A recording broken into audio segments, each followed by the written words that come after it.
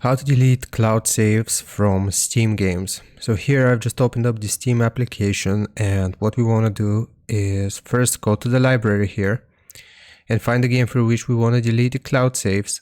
So for example, I'm going to do Age of Empires 3 here. Right click on the game and then go to properties. Now the first thing that we need to do is actually uncheck this box here that says keep game saves in Steam Cloud for Age of Empires 3. So just uncheck this option here. It will show us the size of the save.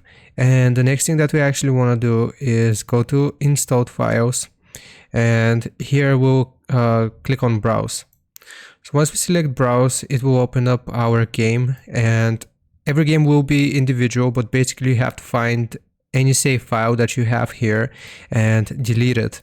So if you see a save file, just right click and delete it. And if you have successfully deleted it from here, then the previous one that I showed you here for cloud saves, the storage should show as 0 KB. So I hope this helps you out. Leave a like and sub, and I'll see you next time.